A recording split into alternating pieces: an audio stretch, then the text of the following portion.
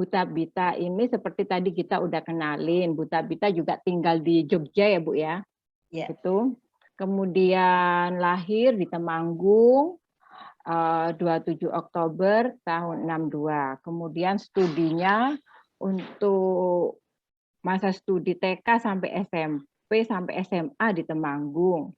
Kemudian pendidikan S1-nya ditempuh di Duta Wacana, lulus tahun 86. Kemudian yang S2-nya teman-teman ini Buta Bita di Korea. Waduh Bu, saya takut sebut ini Bu. Presbyterian College and Theological Seminary di Korea tahun 89 sampai tahun 91 dan mendapat gelar MTH. Kemudian S3-nya di Boston College USA ditempuh pada tahun 2000 sampai 2005 dan meraih gelar PhD.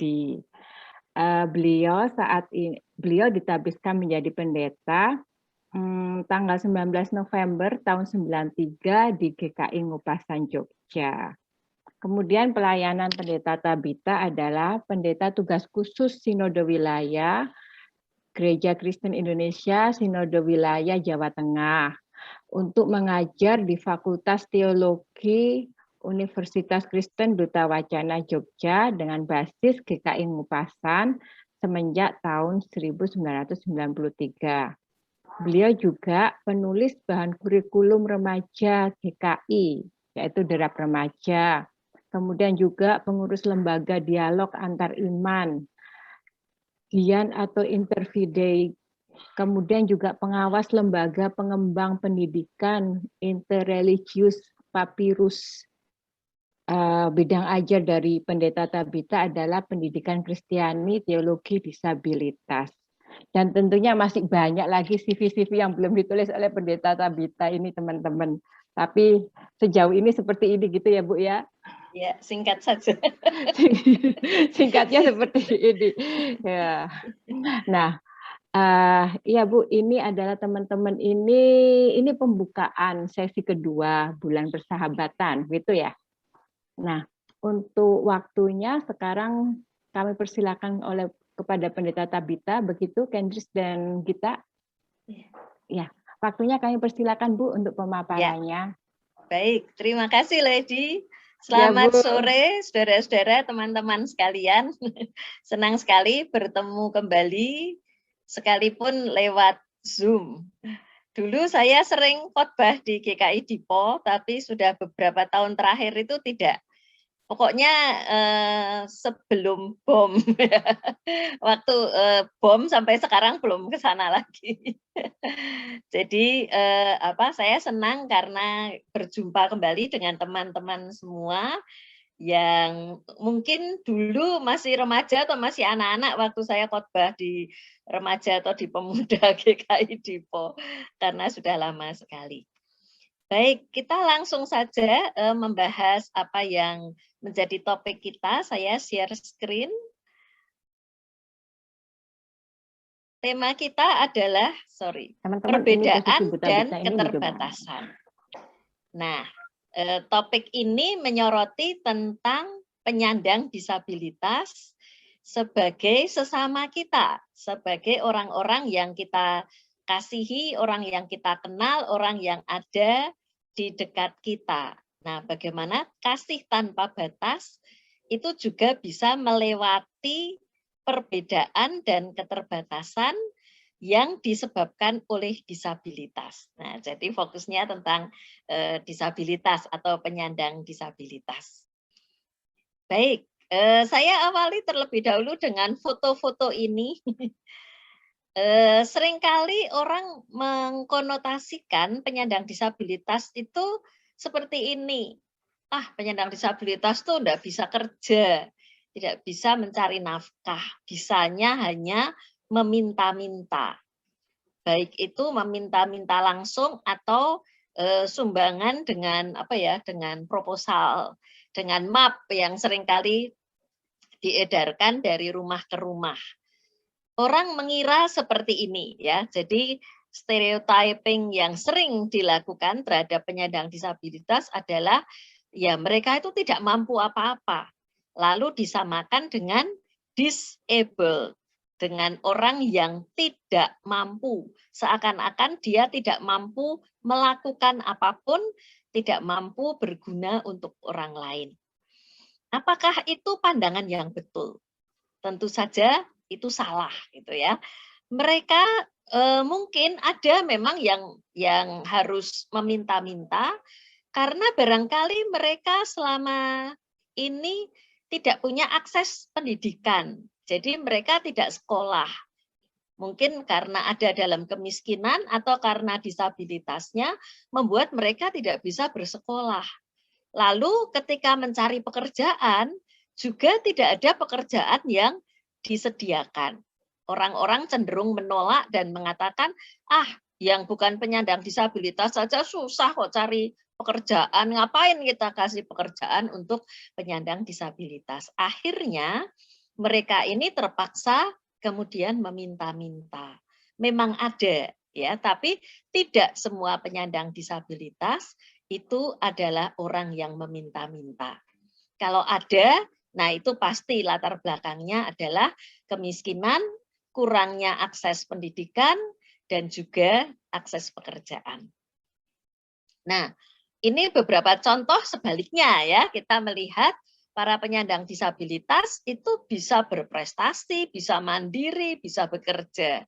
Ini baru sebagian kecil ya, banyak menyoroti olahraga ya, karena sekarang sedang Paralimpik, setelah Olimpik selesai, Olimpik selesai, sekarang Paralimpik di Tokyo. Nah, siapa saja nanti yang mendapatkan medali, tentunya sama seperti yang lalu, harusnya hadiahnya sama seperti yang Olimpik kemarin itu ya. Jadi Paralimpik maupun Olimpik, siapa mendapat medali emas, perak dan perunggu harus mendapat uang yang sama. Nah, kita tunggu ya. Kita tunggu seperti apa yang terjadi di Indonesia ini. Semoga ada yang menerima medali. Jadi kita bisa membandingkan sama tidak gitu ya. Karena mereka bekerja keras sama, baik penyandang disabilitas maupun bukan, untuk menjadi atlet. Dan mereka juga bertanding sama. Jadi misalnya maraton, ada maraton untuk Paralimpik itu dengan kursi roda. Ada juga yang lain-lain ya, mau macam-macam cabang olahraga ya, pingpong dan sebagainya ya, semua ada gitu. Tenis juga ada dengan menggunakan kursi roda. Lari juga ada ya, dengan ada yang memakai kaki palsu dan lari. Tidak kalah cepat dengan yang bukan penyandang disabilitas, dan pasti lebih cepat daripada saya karena saya tidak bisa olahraga. Nah, gambar yang bawah yang sedang pingpong itu dulu sempat menjadi murid sekolah minggu saya. Itu David Jacobs, dulu waktu kecil ayahnya bertugas di BRI di dekat kota Pekalongan. Nah, saya praktek waktu mahasiswa di GKI Pekalongan, berjumpa dengan keluarga besar Jacobs ini. Kemudian David masih kecil, waktu itu masih balita atau TK gitu. Sekarang sudah dewasa, sudah punya anak, dan dia menjadi atlet pingpong untuk berbagai pertandingan ya. Dia tangan kanannya yang kaku begitu ya. Jadi dia pingpong dengan tangan kiri. Atau gambar orang yang sedang menjahit dan sebagainya, atau menari, atau hiali itu ya, yang di tengah atas itu yang dari Korea, dia pianis klasik dengan jari yang hanya 4 ya, kiri 2, kanan 2. Bisa dibayangkan seperti apa perjuangannya untuk menjadi seorang pianis. Bahkan saya yang punya jari 10 juga tidak bisa main piano, apalagi piano klasik, hanya mendengarkan saja. Nah, itu sepintas ya, supaya kita jangan stereotypingnya yang ini ya, tapi coba kita lihat begitu banyak penyandang disabilitas yang mandiri dan bahkan berprestasi. Nah, ini mungkin masih terbatas ya gambar-gambarnya. Barangkali profesi-profesi yang lain masih harus ditambahkan. Baik, saudara-saudara, kita lanjutkan dengan istilah ya. Tadi saya sudah menggunakan istilah penyandang disabilitas. Barangkali ada yang tidak familiar dengan istilah ini. Karena istilah yang kuno yang sudah mendarah daging barangkali adalah penyandang cacat. Jadi istilah cacat itu dulu dipakai, tetapi sekarang sudah tidak dipakai lagi. Memang sempat Undang-Undang Nomor 4 Tahun 97 itu disebut Undang-Undang Penyandang Cacat. Tapi sudah direvisi dengan Undang-Undang Nomor 8 Tahun 2016 sebagai Undang-Undang Penyandang Disabilitas. Jadi istilah penyandang cacat atau disable itu sudah ditinggalkan. Tidak boleh dipakai lagi. Karena istilah itu menghina kepada para penyandang disabilitas. Seakan-akan mereka disable tuh tidak mampu apa-apa gitu ya. Atau penyandang cacat, wah berarti mereka itu yang dilihat cacatnya apa gitu. Padahal bukan itu sebenarnya. Orang kan harus dilihat, oh dia manusia, bukan dilihat cacatnya apa. Itu persoalan yang cukup serius. Nah, kemudian masih ada istilah ABK, anak berkebutuhan khusus. Itu biasanya di sekolah. Mengapa? Karena memang selalu ditanyakan, dia punya kebutuhan khusus apa supaya dipenuhi oleh sekolah. Jadi misalnya dia pakai kursi roda, berarti kan dia membutuhkan sesuatu yang khusus yaitu jalur untuk kursi roda. Berarti ruang kelas dia harus ada akses untuk kursi roda. Nah, ternyata sekolahnya 2 lantai. Nah, tentunya harus disesuaikan tiap kali kalau tidak ada lift, berarti tiap kali kelas dia harus di lantai 1. Walaupun biasanya itu putar-putar gitu ya. Kelas 1 di mana, kelas 2 di mana. Khusus untuk kelasnya dia harus selalu di lantai 1 supaya dia punya akses dan bukan tiap hari harus diangkat, digotong sampai ke lantai 2. Dia harus bisa mandiri. Maka ditanya gitu ya, kebutuhan khususnya apa. Atau dia disabilitasnya netra. Tentunya ditanya, dia kebutuhannya apa. Bisa saja seorang sekolah atau kuliah semester 1 dan 2, oh saya tidak membutuhkan bantuan khusus ya. Jadi tidak ada kebutuhan khusus di semester 1 dan 2. Tapi ketika masuk semester 3, misalnya ada praktikum, wah saya membutuhkan bantuan. Nah, berarti dia menjadi berkebutuhan khusus pada semester ketiga. Seperti itu maksud dari istilah berkebutuhan khusus. Entah itu anak berkebutuhan khusus, siswa berkebutuhan khusus, mahasiswa berkebutuhan khusus, dosen berkebutuhan khusus. Itu semua adalah apa yang akses atau fasilitas yang dibutuhkan. Kemudian istilah lain, saudara-saudara, mungkin yang disenangi oleh banyak orang adalah difabel. Dari kata differently abled. Ini lawannya disabled. Kalau disabled kan tidak mampu. Kalau differently abled, dia mampu, dia able. Dia mampu, tapi caranya berbeda. Seperti gambar tadi ada anak yang melukis menggunakan kaki karena tidak ada tangannya. Jadi dia able dalam melukis, tapi caranya dengan kaki. Orang lain pada umumnya menggunakan tangan. Jadi dia differently able. Nah, banyak orang senang dengan istilah ini, tapi sekarang secara internasional sudah ditinggalkan karena setiap orang kemudian mengatakan saya juga differently able kok. Karena saya kalau menyelesaikan masalah itu dengan cara yang berbeda dari orang-orang lain, ya matematika apa gitu ya, atau masalah-masalah hidup saya selesaikan dengan cara saya sendiri. Berarti saya differently able, saya bisa menyelesaikan dengan cara saya sendiri. Nah, kalau semua orang sudah mengklaim diri sebagai differently able, istilah ini menjadi kabur. Tidak ada maknanya, tidak menunjuk gitu ya pada sesuatu yang spesifik.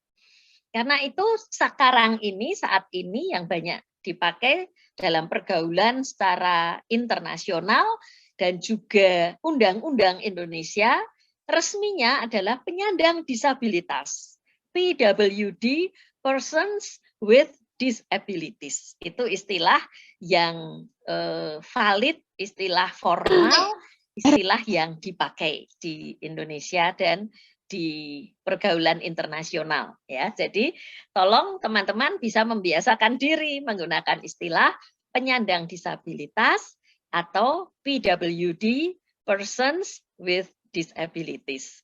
Jadi yang ditekankan itu personnya itu ya, orangnya ya. Orangnya dengan disabilitas khusus. Jadi memang dia berbeda dari orang lain. Dia memiliki disabilitas tertentu yang harus dipertimbangkan.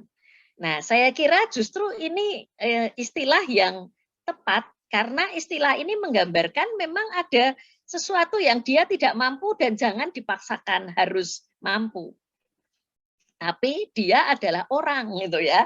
Jadi yang ditonjolkan itu personnya, orangnya, penyandangnya, yaitu manusianya. Dengan disabilitas khusus yang mungkin membutuhkan akses atau kebutuhan khusus bagi dia dibandingkan dengan orang-orang lain. Nah, nanti kita lihat lebih lanjut ya. Ini baru istilah-istilah. Nah, sekarang definisi disabilitas. Penyandang disabilitas itu siapa? Ini penting saudara-saudara karena jangan sampai misalnya saudara-saudara sedang lelah atau sedang malas gitu ya. Lalu malas gitu. Lalu saudara ingin tidur-tiduran lalu mengatakan saya sekarang menjadi penyandang disabilitas. Padahal cuma masuk angin atau mungkin sakit apa gitu ya. Atau mungkin juga ada yang baru jatuh gitu, jatuh dari sepeda atau jatuh dari kursi gitu, lalu untuk sementara mungkin menggunakan alat bantu atau kakinya digips, lalu mengatakan saya penyandang disabilitas. Itu cuma sementara gitu ya, habis ini kan sembuh lagi. Berbeda dari kalau diamputasi, nah itu lain ya. Kalau amputasi kan habis itu tidak kembali lagi, jadi harus menggunakan alat bantu yang lain, entah itu kaki palsu, tangan palsu dan sebagainya.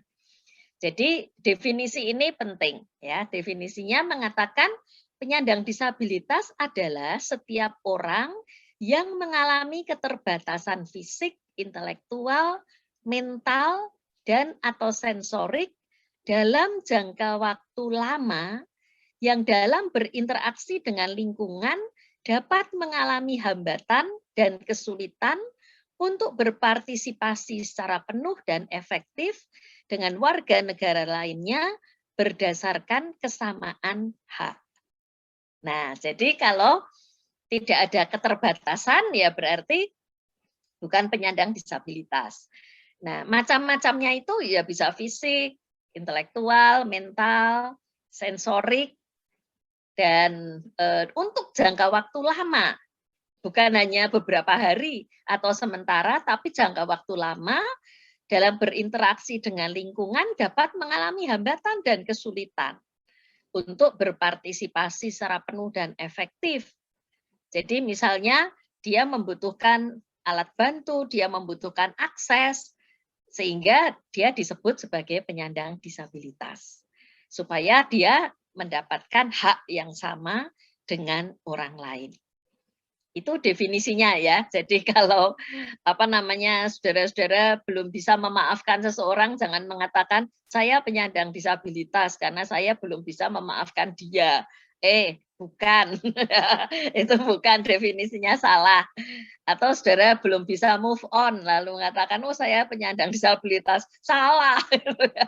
Kalau belum bisa move on itu sementara saja, nanti kalau ketemu orang yang cocok pasti move on.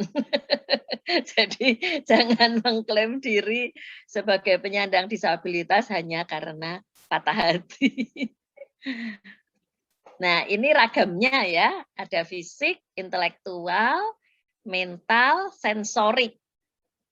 Kalau fisik yaitu misalnya tadi ada yang tangannya satu atau tangannya tidak ada yang kakinya satu atau kakinya tidak ada dua-duanya. Kalau intelektual ya ada yang slow learner, ada yang IQ-nya di bawah rata-rata, Kemudian masih ada lagi yang misalnya mengalami Down syndrome gitu ya, itu juga termasuk disabilitas intelektual. Sekalipun waktu kecil mungkin fisiknya juga terlambat itu ya, jadi dia harus mengejar ketinggalan. Kemudian mental itu ada yang personality disorder, ada schizophrenia, lalu sensorik itu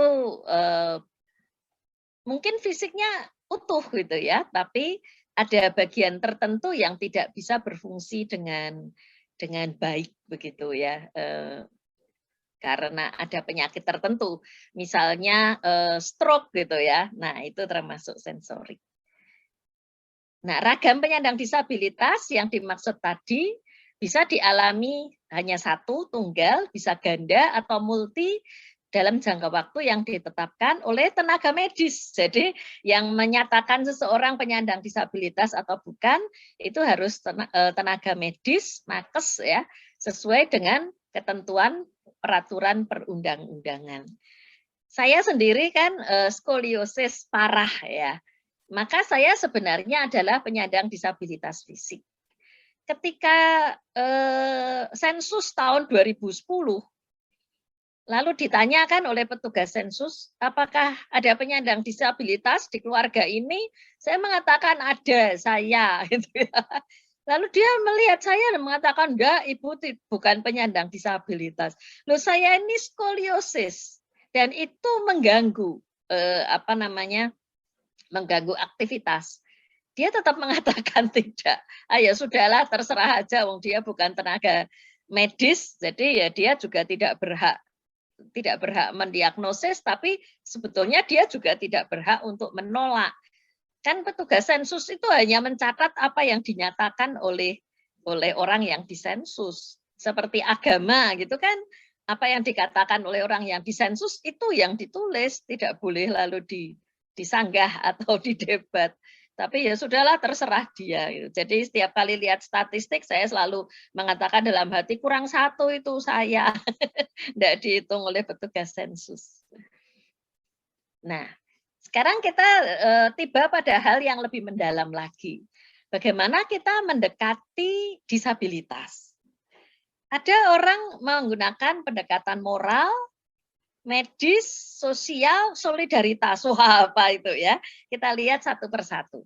Pendekatan moral menghubungkan disabilitas itu dengan dosa.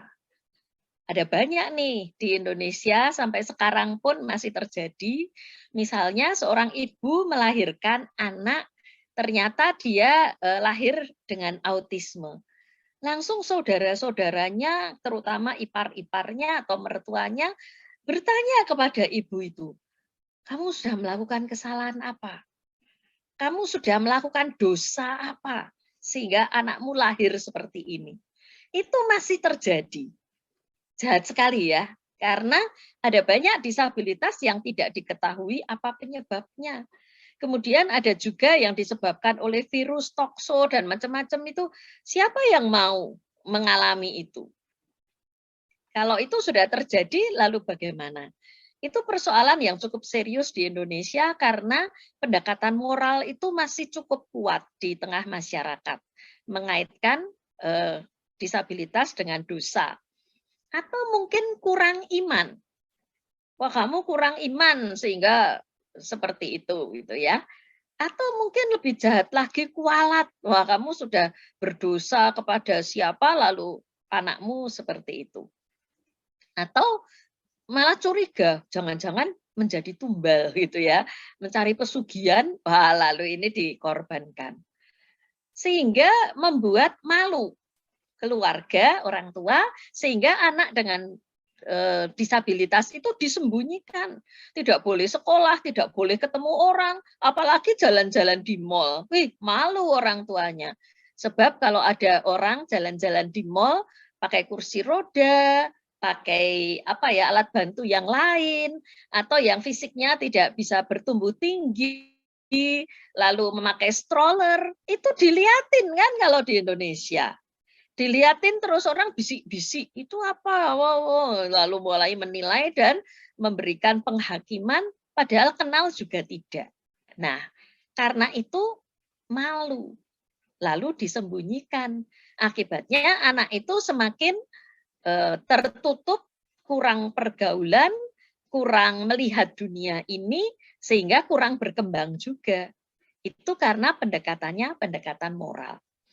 Atau yang mungkin kelihatannya memuji tapi sebetulnya menghina, itu adalah ujian iman. Nah ini saya sering ya, saya sudah pendeta saja, ada pendeta lain yang lebih senior dari saya, mengatakan bahwa saya ini menjadi penyandang disabilitas karena iman saya kuat menurut dia. Dia mengatakan, oh kalau saya imannya enggak sekuat kamu kok.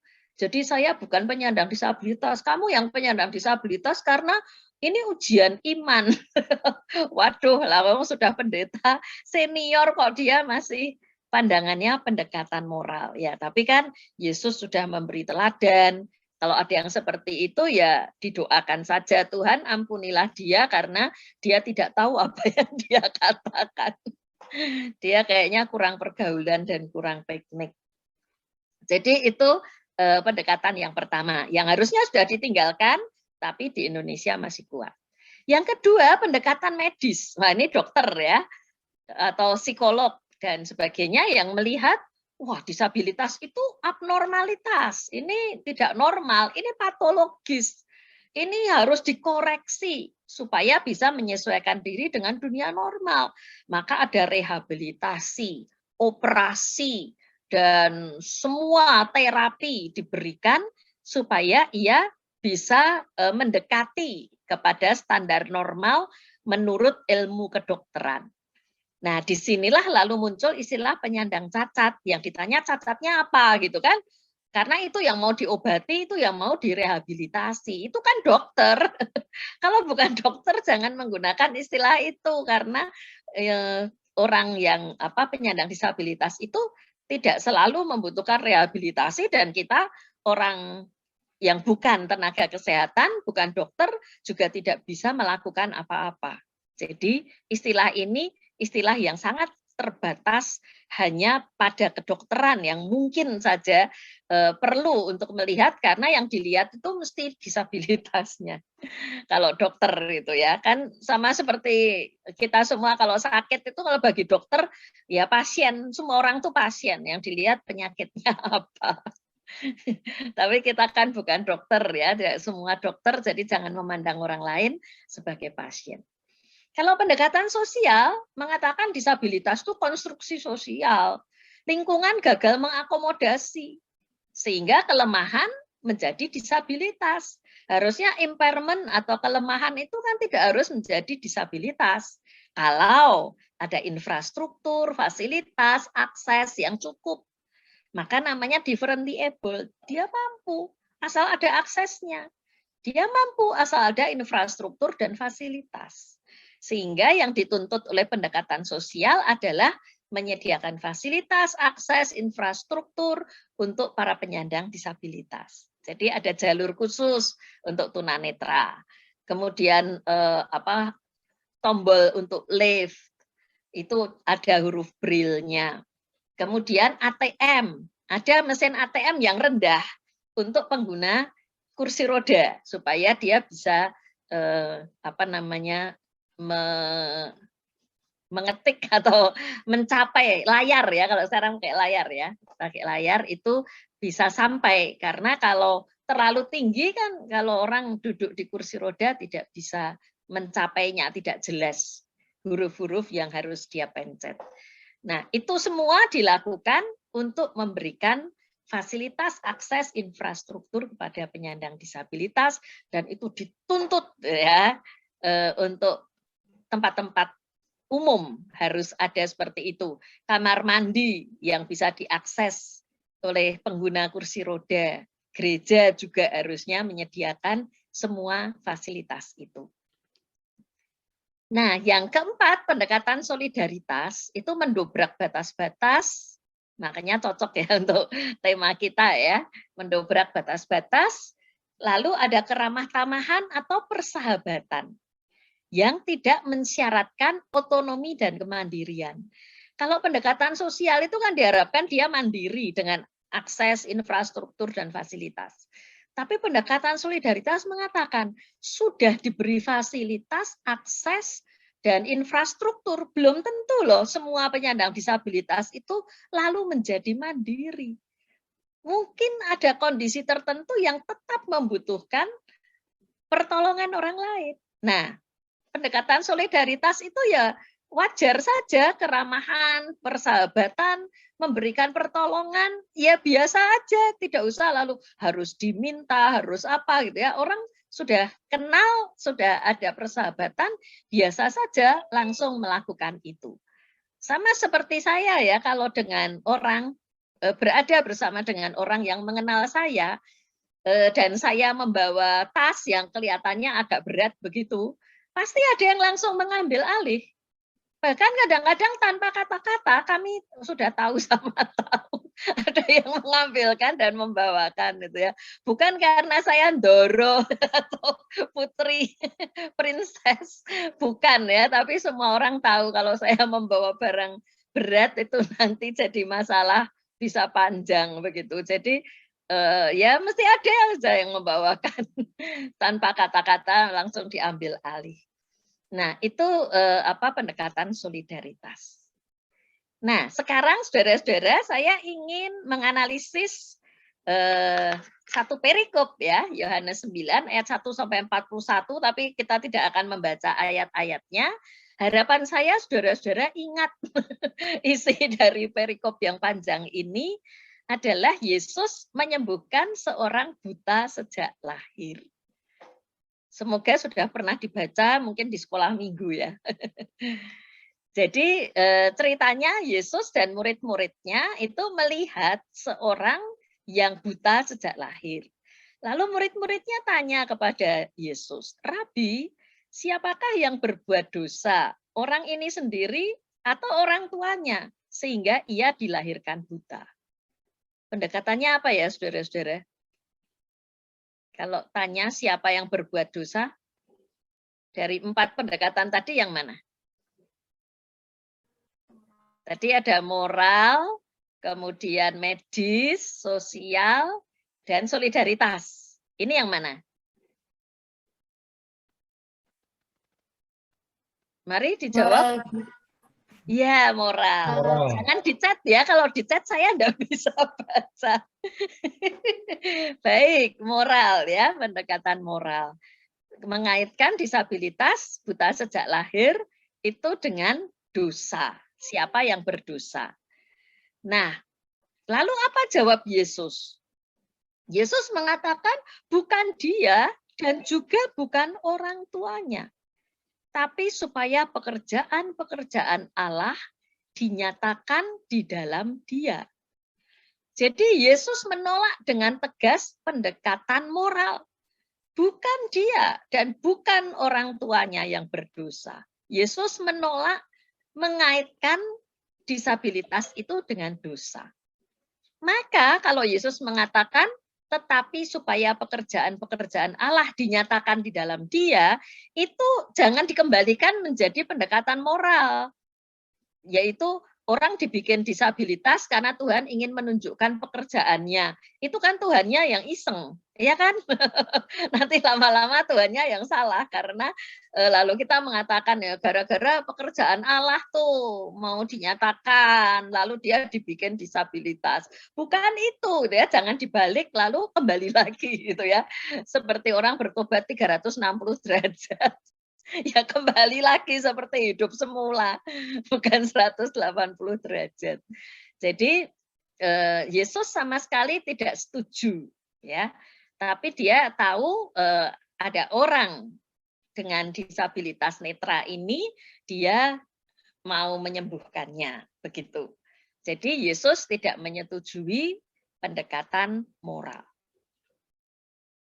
Iya, ini jawaban Yesus, bukan dia dan bukan juga orang tuanya, tetapi karena pekerjaan-pekerjaan Allah harus dinyatakan di dalam dia. Nah, setelah itu Yesus kemudian menyembuhkan orang ini dengan cara yang agak menjijikkan ya.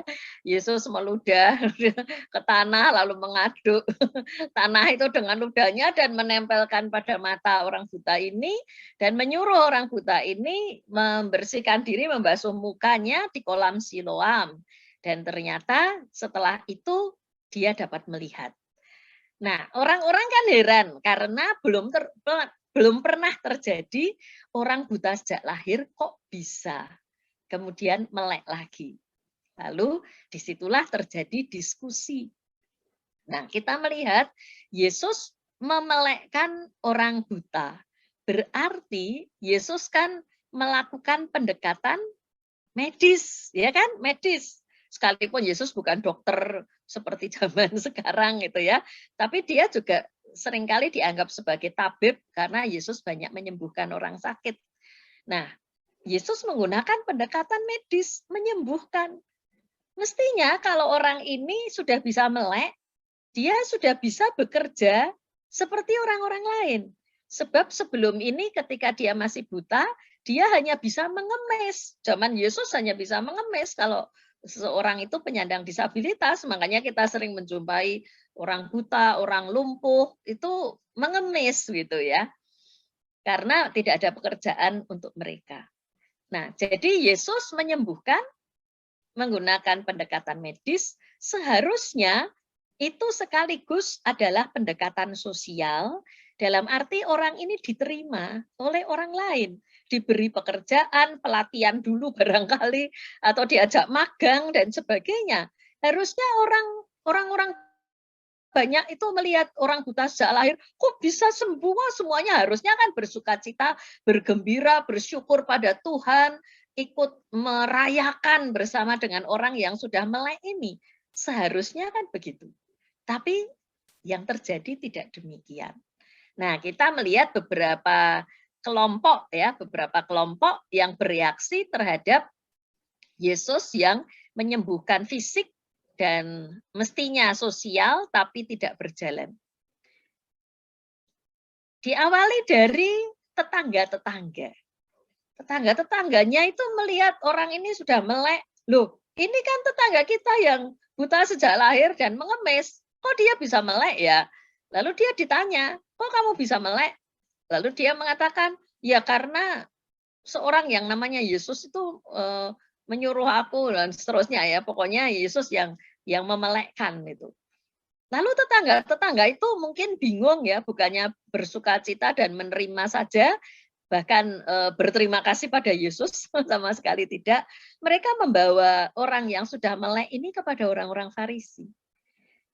Dan apa yang terjadi? Bukannya orang-orang Farisi itu lalu melegitimasi, oh dia sekarang sudah bisa melihat, sama seperti kalau orang kusta sudah tahir, dinyatakan tahir oleh orang-orang Farisi atau imam-imam begitu, harusnya kan begitu ya. Tapi orang buta ini malah, yang sudah melek ini malah dipermasalahkan. Mengapa? Karena kejadiannya adalah pada hari Sabat. Jadi yang dipersoalkan adalah mengapa Yesus menyembuhkan pada hari Sabat. Jadi tetangga-tetangga dan orang-orang Farisi tidak bisa menerima. Bagaimana dengan orang tuanya? Nah, mereka kan membawa kepada orang tuanya. Lalu orang tua itu mengatakan, ya betul ini anak kami. Dan lahirnya buta. Kalau sekarang dia bisa melihat, ya kami tidak tahu. Tanya sendiri pada dia sudah dewasa. Jadi orang tuanya itu cuci tangan ya, seperti Pilatus. Cuci tangan, kami tidak terlibat, kami tidak mau dilibatkan dalam peristiwa ini. Karena orang tuanya takut. Kalau mereka membela anaknya, membela Yesus, nanti mereka akan mendapat permasalahan, mereka bisa diusir dari bait Allah. Jadi orang tuanya menolak untuk dilibatkan. Nah, kita melihat apa yang diperbuat oleh orang-orang di sekitar orang yang sudah melek itu. Kalau murid-murid Yesus menggunakan pendekatan moral, siapa yang berdosa, tetangga-tetangga bertanya di mana Yesus. Orang-orang Farisi mempermasalahkan mengapa menyembuhkan pada hari Sabat. Orang tuanya cuci tangan dan mempersilahkan anaknya bertanggung jawab sendiri. Jadi mereka itu melihat, tahu, kenal, tapi tidak berbuat apa-apa. Itu sikap dari orang-orang di sekitar penyandang disabilitas. Bahkan sampai sekarang pun juga masih seperti itu. Orang tidak mau terlibat, orang tidak mau melakukan sesuatu, merasa itu bukan urusannya dan sebagainya. Maka akhirnya Yesus mengulurkan solidaritas, pendekatan solidaritas dengan menjumpai orang ini, karena orang yang sudah melek itu diusir dari bait Allah, diekskomunikasi ya, kena tidak cuma pengembalaan khusus, kalau itu dikeluarkan ya, betul-betul dikeluarkan dari bait Allah, diusir dari bait Allah. Lalu Yesus mengulurkan persahabatan dan membawa orang ini menjadi percaya kepada Yesus. Tadinya ia hanya mengatakan Yesus itu seorang ya, orang yang disebut Yesus. Kemudian berubah menjadi ia seorang nabi. Lalu berubah lagi ketika Yesus mengulurkan solidaritas. Dia bertanya, siapakah dia Tuhan? Siapa Yesus ini? Dan akhirnya puncaknya adalah dia mengaku percaya, aku percaya Tuhan. Walaupun dia ditolak di bait Allah, tapi dia mendapatkan persaudaraan, persahabatan dari Yesus. Nah, itu contoh perikop yang bisa kita dekati dari pendekatan-pendekatan disabilitas. Perikop ini jelas sekali soalnya, jadi menolong kita untuk memahami dengan lebih baik lagi. Nah, karena itu saudara-saudara, gereja harusnya menjadi gereja inklusif, sama seperti yang dilakukan oleh Yesus, yang menerima orang tanpa batas-batas apapun, termasuk batas profesi, batas disabilitas, batas suku, atau kewarganegaraan, baik orang Yahudi maupun bukan orang Yahudi, semua orang itu Yesus mau bersahabat. Maka persahabatannya itu melampaui batas. Gereja seharusnya juga begitu, ya. Harusnya gereja juga menjadi gereja yang inklusif. 1 Korintus 12 itu tentang satu tubuh banyak anggota. Lalu dikatakan ada bagian tubuh yang paling lemah. Jadi kan ada mata, hidung, lalu tangan, kaki dan sebagainya ya. Kemudian Paulus menulis ada bagian tubuh yang paling lemah yang justru harus diperhatikan secara khusus. Nah, siapa bagian tubuh yang paling lemah? Seringkali orang langsung mengatakan, oh, itu penyandang disabilitas. Ini kan menempatkan penyandang disabilitas tuh sebagai orang yang lemah, yang tidak mampu, disabled. Itu salah itu ya. Harusnya ya yang lemah itu bisa siapa saja. Lemah apanya? Mungkin lemah imannya, mungkin lemah semangatnya. Kan tidak harus lemah itu adalah penyandang disabilitas. Ini penting ya ketika kita membaca 1 Korintus 12.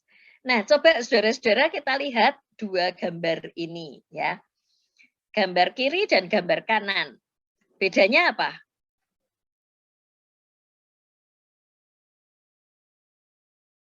Mari, siapa mau mencoba menjelaskan beda gambar kiri dan kanan?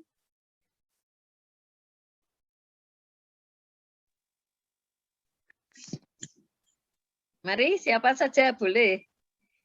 Jangan chat karena saya tidak bisa membaca. Teman-teman boleh open mic. Yes, mari open mic. Kalau gambar kiri itu mau yang normal, berteman sama yang normal. Cuman ada satu orang nih yang mau temenan sama temennya yang beda. Tapi kalau yang kanan itu semua menjadi satu buat temen, mau berteman bareng-bareng tanpa membeda-bedakan. Oke, terima kasih. Betul sekali ya. Jadi yang kiri itu penyandang disabilitas masih ada di luar persekutuan, bahkan di luar gereja. Sehingga tidak menjadi bagian utuh dari gereja. Dia ada di luar, ia disendirikan. Atau bahkan tidak digubris gitu ya. Banyak gereja kalau ditanya apakah ada anggota jemaat penyandang disabilitas, wah kami tidak punya data. Mungkin punya data tapi sedikit. Mungkin cuma daftar orang yang setelah lansia menjadi stroke misalnya begitu ya. Itu gampang dicatat. Tapi kalau yang dari kecil itu seringkali terlupakan.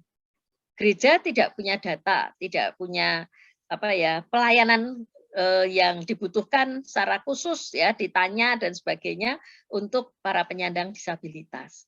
Bahkan ada mungkin waktu kecil bayi dia sudah dibaptis.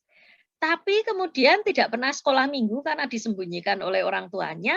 Ketika sudah usia remaja masih tetap disembunyikan sehingga tidak pernah mengikuti sekolah minggu, tidak pernah katekisasi, tidak pernah sidi. Lalu tidak pernah perjamuan kudus. Kalau aturan perjamuan kudusnya harus sidi dulu. Nah dia tidak pernah sidi tuh. Lalu akhirnya dia tidak pernah menerima sakramen perjamuan kudus. Nah, ini kan berarti membuat penyandang disabilitas itu ada di luar persekutuan gereja. Jadi gereja ya hanya orang-orang yang bisa datang. Yang tidak bisa datang terlupakan, tidak terlibat begitu, ya malah banyak yang tidak tahu. Oh ya, itu anggota baptis ya. Wah, sudah lupa. Dia tidak pernah sidi. Bahkan mungkin ketika dia meninggal baru ketahuan loh dia itu anggota baptis anak padahal umurnya sudah 50 misalnya gitu ya. Harusnya kan umur 50 itu anggota sidi, bukan anggota baptis anak.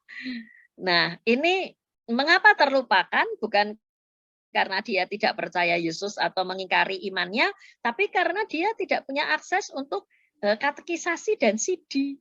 Banyak orang, bahkan pendeta sekalipun, yang masih meragukan, apa bisa, bagaimana katekisasinya, bagaimana sidinya, apa dia mengerti, lalu nanti dia menyatakan imannya seperti apa kalau dalam kebaktian.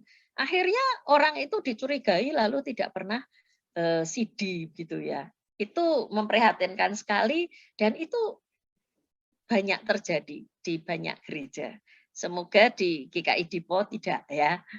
Nah, kalau yang kanan itu harapan kita bahwa penyandang disabilitas itu ada di dalam gereja. Sehingga mereka menjadi bagian yang utuh dari gereja.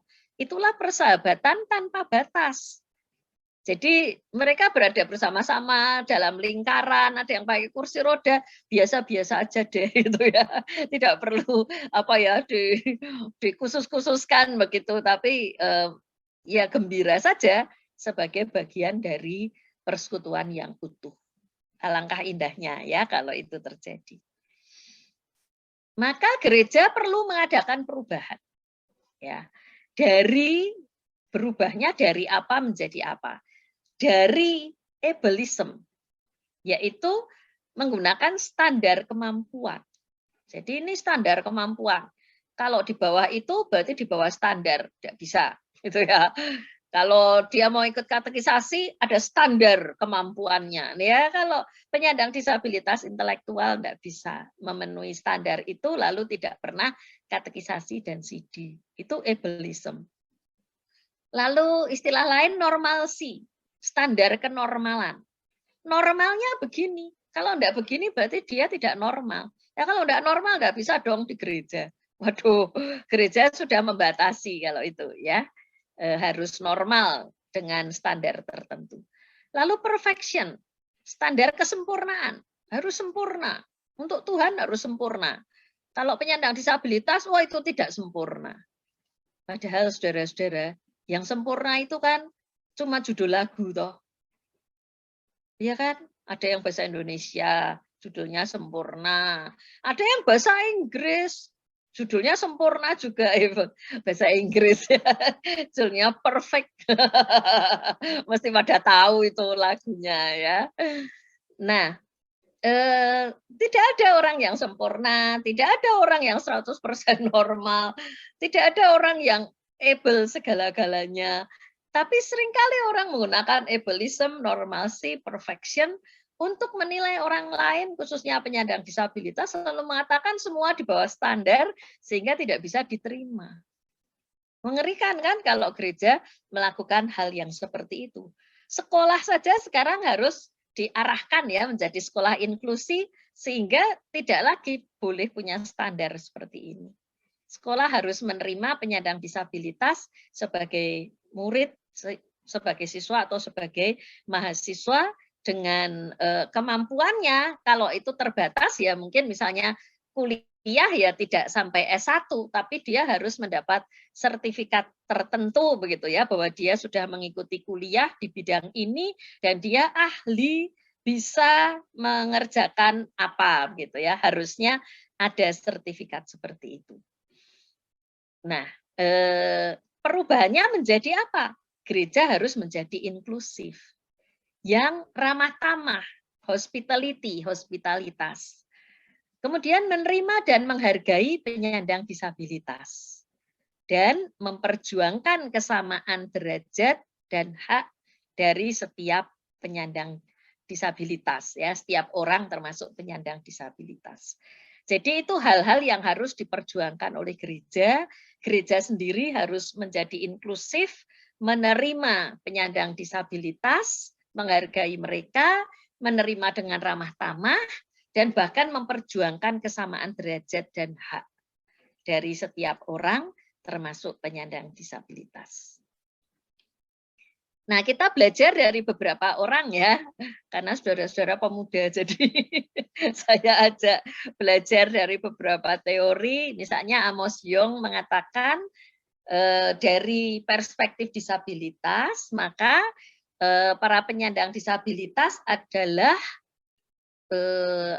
mereka itu harusnya dirangkul gitu ya, dirangkul dan menjadi sentral, menjadi pusat dan unsur yang penting untuk mewujudkan jemaat yang sehat dan berfungsi.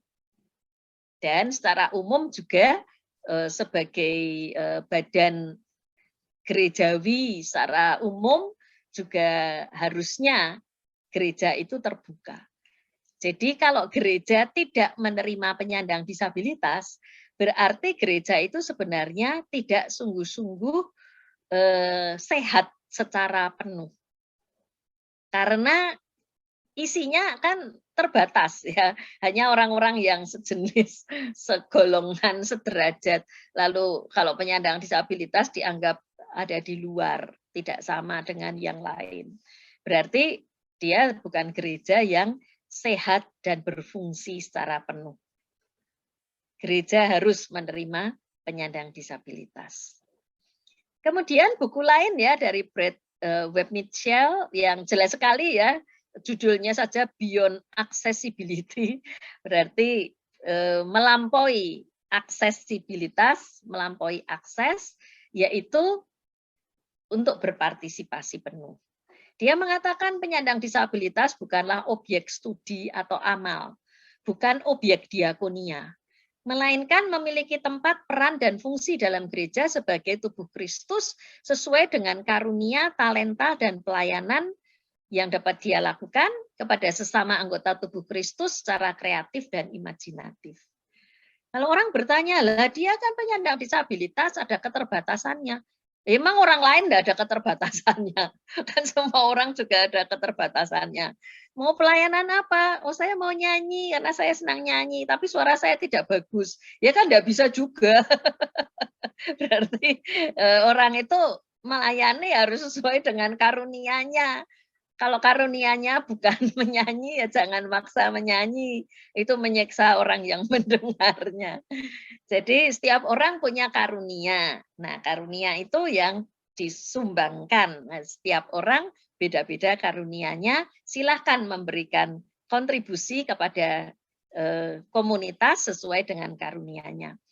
Atau bakatnya, talentanya, dan juga pelayanan yang mampu dia berikan.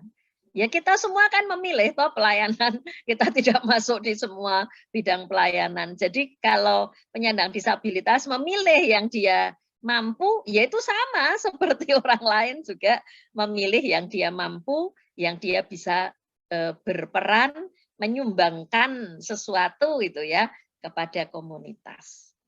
Kemudian kata inklusi itu sendiri, inclusion, itu dari bahasa Latin yang artinya menjadi terkurung, to shut in, ya, terkurung di dalamnya gitu ya, atau tertutup, enclose, masuk di dalam sesuatu gitu. Jadi penyandang disabilitas itu menjadi terkurung karena include ya, terkurung dan tertutup berada di dalam komunitas iman bersama orang-orang lain yang bukan penyandang disabilitas. Itu inklusi. Lalu penyandang disabilitas tidak dianggap sebagai kelompok khusus atau kelompok yang berbeda, tapi ya bagian utuh dari gereja, sama seperti yang lain, tidak perlu diistimewakan. Dan semua orang adalah co-creation, adalah ciptaan, sama-sama ciptaan Tuhan, bahkan co-creator kalau kita melihat dalam Kejadian ya, manusia itu seperti rekan sekerja Allah di dalam mengusahakan dan merawat Taman Eden atau dunia ini. Jadi penerimaannya adalah penyandang disabilitas sama seperti orang-orang lain. Jadi penerimaan itu bukan atau lebih dari sekedar masuk statistik anggota jemaat. Dan tidak pernah dilihat apakah dia sudah CD misalnya, atau bahkan tidak ada penjelasan tentang disabilitasnya.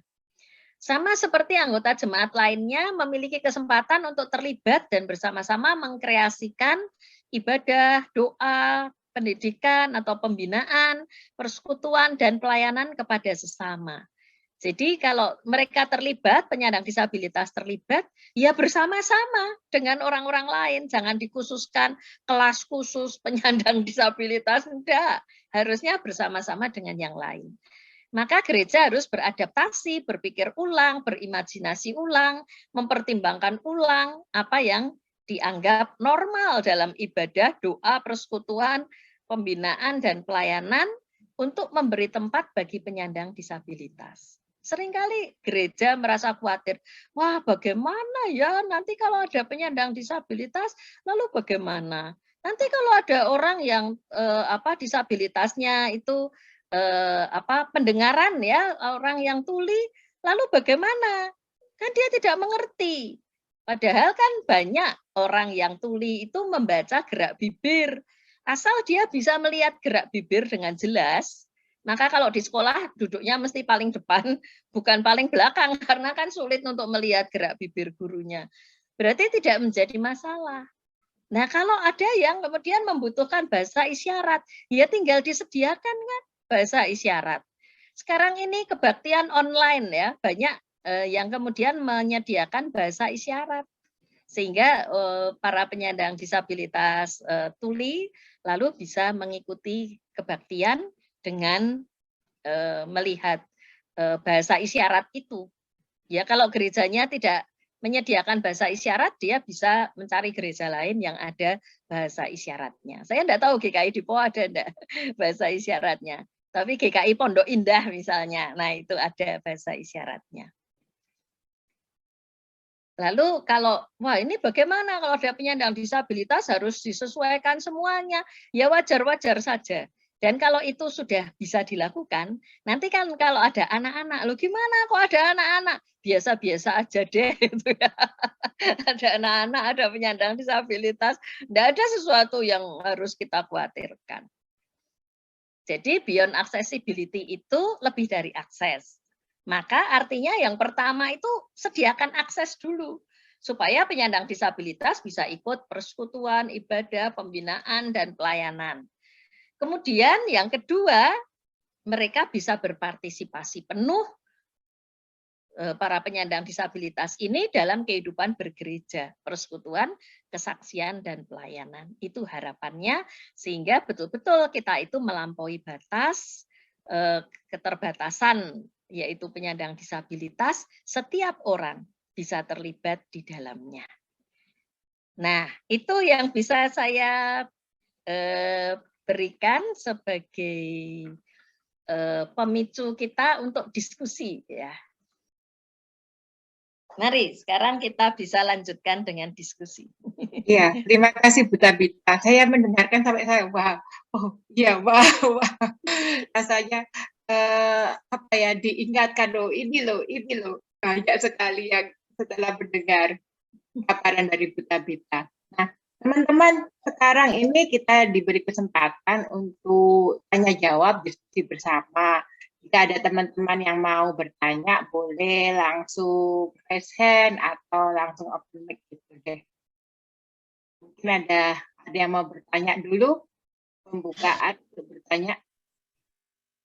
Mungkin bisa juga melihat gereja masing-masing ya, kalau ini pesertanya dari beberapa gereja, lihat gereja masing-masing. Apakah ada penyandang disabilitas dan apakah para penyandang disabilitas sudah terlibat berpartisipasi penuh dalam kehidupan bergereja atau ada kendala-kendala. Nah, kendalanya apa gitu ya. Mungkin ada yang melihat di sekolah minggu atau Lady dulu terus sekolah minggu ya. Iya Bu, kita sering ketemu di sekolah minggu. Saya itu sempat kalau punya murid penyandang disabilitas. Saya itu sempat kepikiran gini Bu, bagaimana ketika masih ada peraturan kita harus sehat fisik dan rohani ya gitu dong. Wah, ya kan misalnya jadi apa kita harus sehat secara fisik dan rohani, sehat ini diingatkan lagi sama materi Bu Tabita tadi. Berarti kita ini bukan gereja inklusif, berarti kita gereja eksklusif dong kalau kita hanya melihat kamu harus sehat fisik. Nah, kalau kamu nggak sehat fisik, kamu misalnya cacat ya, disabilitas apa gitu, berarti kamu tidak memenuhi syarat. Saya tadi sampai wah. Nah, ya, teman-teman mungkin ada yang kesehatan itu kan relatif gitu ya. Saya sering ditanya orang, apa kabar Bu? Sehat ya? Ya saya selalu mengatakan sehat, tapi sehat ukuran saya. Jangan pakai ukuran orang lain. Kalau sehat itu berarti bisa gotong-gotong barang-barang berat atau mengerjakan pekerjaan yang berat-berat, itu saya tidak bisa. Terus saya memaksakan diri mencuci mobil karena pandemi ya, saya takut. Saya cuci sendiri, lalu habis itu saya nyapu ngepel. Saya spasme otot berhari-hari loh. Padahal bagi orang lain biasa aja seperti itu, olahraga membakar energi gitu ya, membakar kalori. Untuk saya itu masalah gitu ya. Ya, karena pada awalnya sudah ada misalnya sakit tadi gitu ya Bu ya. Jadi itu menyebabkan saya jadi sakit kan. Ya. Padahal kalau saya bukan penyandang disabilitas, itu pekerjaan biasa. Atau kalau saya tidak melakukan pekerjaan itu, saya sehat-sehat saja, tidak mengalami spasme otot. Jadi standar kesehatan itu kan relatif. Kalau sehat lahir dan batin, saya juga bertanya, lah saya ini sehat secara lahirkah gitu ya? Ya Bu. Oke. Nah teman-teman, ini ada Esra. Esra boleh menyampaikan sendiri. Oh iya. Ya, ini ada Esra Bu Tabita. Silakan Esra. Silakan. Ya Bu Tabita. Ini kalau untuk dia yang tidak tahan tempat sempit, termasuk perbedaan itu enggak? Ya, itu kan yang termasuk fobia itu ya.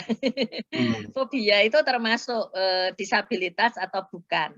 Kalau itu mengganggu dia berpartisipasi dalam hidup sehari-hari, berarti itu bisa dianggap sebagai disabilitas. Tapi tingkatnya mungkin tidak terlalu berat begitu ya. Tapi mungkin Lady lebih ngerti ya, psikologi, psikolog lebih ngerti untuk menjawab kalau yang seperti itu ya, fobia itu termasuk disabilitas atau bukan?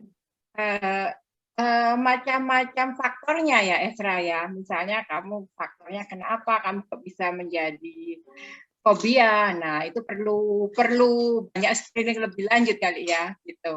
Jadi iya gitu. Jadi karena dia itu adalah aku sendiri. oh, Esra sendiri gitu. Aku di masa lalu. Kalau di tempat sempit, aduh, kurang oksigen, kolaps. Jadi dulu di sekolahnya itu sekolah yang siswanya sedikit, dan itu juga sampai sekarang teman pun terbatas, karena kalau teman banyak juga. Oke, Esra, ya.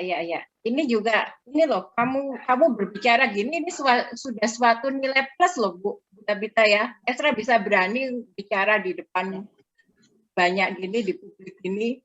Nah, itu suatu nilai plus juga. Nah, mungkin kalau misalnya Esra apa ya, yang tadi takut kayak tempat sempit atau sampai apa namanya nafasnya menjadi apa namanya tadi Esra bilang pendek-pendek gitu ya, sesak terus atau gimana ya, kamu mungkin bisa juga ya sementara sebelum Esra ada kayak pendampingan gitu ya, Esra meninggalkan tempat itu dulu sampai menenangkan diri dulu, kemudian kalau sudah bisa balik sedikit demi sedikit itu sih Esra, itu sih ya. Aku gak tahan di tempat sempit itu waktu SD. Waktu SD. Ya. Dengar cerita Bu Tabita makanya jadi ingat. Tapi sekarang sudah berkurang kan, Esra? Bukan berkurang sih sebetulnya. Tapi juga teman pun sangat terbatas. Iya, ada orang takut ruang sempit, ada orang takut ketinggian. Saya juga takut loh kalau di ketinggian. Orang Jawa mengatakan singunan. Astaga.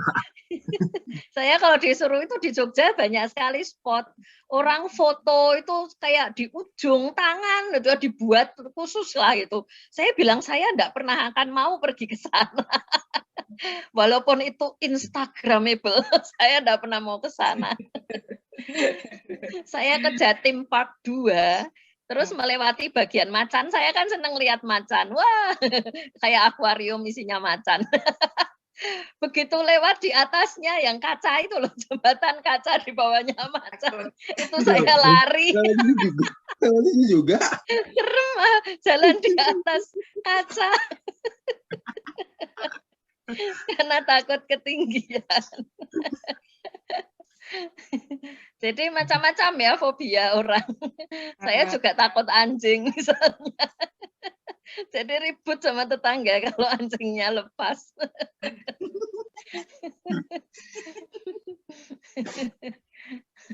Mungkin orang lain enggak apa-apa ya, tenang-tenang ada anjing lepas, kalau saya ngeri. Dan anjing itu tahu kan kalau kita takut, dia tambah mendekat, nyebelin. Jadi macam-macam ya fobia orang. Ada lagi orang takut cacing, ada yang takut kemucing ya, bulu ayam, macam-macam ternyata ya. Makasih Esra ceritanya. Ada lagi nggak teman-teman? Bu Tabita, saya Kak Lady Gita Kak. Iya, Bu Gita. Silakan. Bu Tabita, saya mau tanya kalau untuk pendekatan moral untuk teman-teman disabilitas ini kan banyak banget nih terjadi di Indonesia kayak gitu kan. Kayak itu lahirnya kurang ini loh gitu. Kebanyakan iya dulu orang tuanya waktu melahirkan tuh ngebunuh ini, ngebunuh itu, masih banyak. Tahyul ya. Iya betul. Kalau dari pengalaman Ibu selama sekolah di luar negeri, Bu, di luar negeri tuh masih banyak nggak sih Bu kayak pendekatan moral seperti di negara kita, Bu? tidak sebanyak di negara kita. Karena negara kita ini kan yang ilmiah saja bisa dibikin tidak ilmiah gitu ya. Kita kan banyak banyak hal-hal yang mitos-mitos begitu ya yang masuk. Misalnya ini obat untuk COVID-19 aja ada yang mengatakan minyak kayu putih apa gitu ya. Itu kan tidak ada scientifically proven itu ya. Tidak terbukti secara ilmiah, tapi orang percaya macam-macam gitu ya. Masuk angin itu ya, juga minum cairan yang untuk itu mengatasi masuk angin. Nah, sebenarnya masuk angin itu apa gitu ya. Beberapa hari ini saya gangguan pencernaan kembung. Ya saya juga minum obat masuk angin itu karena itu kan mitos dan kayak sugesti gitu ya. Kayaknya kalau udah minum itu lalu lega perutnya. Padahal kan tidak. Saya baca di website itu kembung apa penyebabnya. Itu terlalu banyak gas di saluran pencernaan. Jadi saluran pencernaannya yang harus diperbaiki, bukan kemudian kita melakukan tindakan-tindakan masuk angin gitu ya. Misalnya keroan itu kan tidak ada hubungannya gitu ya. Saya harus mengeluarkan gas itu dengan apa ya? Dengan obat. Makanya saya konsultasi dengan dokter yang adalah teman sekelas saya waktu SMA. Saya WA, terus dikasih tahu obatnya apa, dan saya beli di apotek online. Dalam 1 jam saya mendapatkan obatnya. Jadi mitos-mitos itu masih banyak di Indonesia dalam hidup sehari-hari. Jadi kalau ada penyandang disabilitas ya begitulah. Apapun agamanya loh. Karena teman saya itu seorang Muslim juga sama, mengalami hal yang sama. Anaknya lahir dengan autisme, langsung ipar-iparnya tanya, kamu dulu ngapain waktu hamil? Kenapa anakmu lahir sebagai anak dengan autisme? Ngomong begitu loh. Itu yang membuat dia kemudian banyak studi dan bahkan ikut dalam gerakan memperjuangkan hak penyandang disabilitas. Dia dosen di UIN di Jogja. Kami sering sama-sama dalam acara-acara tentang teologi disabilitas. Jadi di Indonesia lebih kuat daripada di luar negeri. Tapi kalau saya baca buku, beberapa buku ya, misalnya buku dari Nancy Iceland, The Disabled God, dia cerita juga bahwa di Amerika, tapi itu tahun 1950-an itu ya, pendekatan moral itu masih kuat, tapi itu pertengahan abad 20. Kalau sekarang ini kayaknya sudah luntur karena orang semakin melakukan pendekatan medis. Jadi misalnya anak dengan Down syndrome ya tinggal diberitahukan aja itu apa yang menyebabkan seorang memiliki Down syndrome gitu kan. Itu kan kromosomnya ya, kromosom nomor berapa gitu ya, yang ada 3. Harusnya 2 tapi dia 3 sehingga menjadi Down syndrome. Nah itu kan bahasa ilmiah, bahasa kedokteran. Jadi tidak ada penghakiman soal moral, apakah ada dosa atau perbuatan tertentu yang dilakukan oleh orang tuanya atau oleh dia sendiri. Ya, memang ada disabilitas disebabkan oleh kesalahan. Misalnya, orang ngebut, kemudian terjadi kecelakaan. Nah, itu disabilitas karena dia sendiri ngebut. Jadi dia kesalahannya ya ada dosanya, kesalahannya itu ngebut tidak hati-hati, mengalami kecelakaan, harus diamputasi. Nah, itu disabilitas yang disebabkan kesalahan dia sendiri, tapi bukan moral dalam arti dosa yang itu ya, yang seperti itu, tapi kesalahan, keteledoran dan kekurang hati-hatian. Mungkin dia yang melakukannya, mungkin orang lain. Jadi dia jalan baik-baik di kaki 5 itu di trotoar, lalu tiba-tiba ditabrak mobil yang lepas kendali atau apa. Itu dia akhirnya menjadi penyandang disabilitas karena kesalahan orang lain yang menabrak dia. Tapi kan bukan seperti pendekatan moral yang mengaitkan sebab akibat ya, sebab akibat dosa dan disabilitas. Bukan seperti itu. Ya, jadi mungkin saja masih ada, tapi sedikit itu ya. Indonesia lebih kuat karena Indonesia ini apa-apa masih percaya mitos-mitos. Yang medis dibuat tidak medis. Mungkin karena Iya, juga betul. Jangan-jangan dokter juga ada yang masih percaya mitos-mitos. karena Mungkin ada dokter yang masih keroan. ya, karena hidup kita kan sudah hidup berapa puluh tahun dari apa tradisional tadi, merubahnya ini juga agak sulit gitu ya Bu ya. Ya, Betul. Oh, bentar. Sains, politik di Indonesia itu masih ada mitos-mitosnya. Bu Tabita, apakah ada apa ya? Bagaimana cara bagaimana sebagai teman-teman di Komisi Pemuda ini untuk misalnya mendekati atau merangkul teman-teman kita yang disabilitas gitu ya Bu ya? Karena kan seperti Bu Tabita tadi paparkan, teman-teman disabilitas ini jika mereka tidak punya apa ya, mereka akan ada di luar komunitas gereja. Nah, kita sebagai anak-anak Komisi Pemuda yang tadi sudah menerima pemaparan ini, bagaimana ya cara langkah awal kita untuk menjangkau mereka, begitu Bu? Mungkin langkah pertama kalau mengenal ya, sudah tahu, sudah kenal, oh ya ada si ini gitu ya, penyandang disabilitas yang usianya usia pemuda. Ya ajaklah mereka datang, bergabung dalam acara persekutuan pemuda. Ya dengan segala keberadaan masing-masing. Saya masih ingat tahun 90-an awal saat saya mulai masa orientasi kependetaan di jemaat kami GKI Ngupasan, Komisi Pemuda itu kalau persekutuan setiap hari apa ya dulu lupa saya, itu selalu mengundang teman-teman dari asrama tunanetra.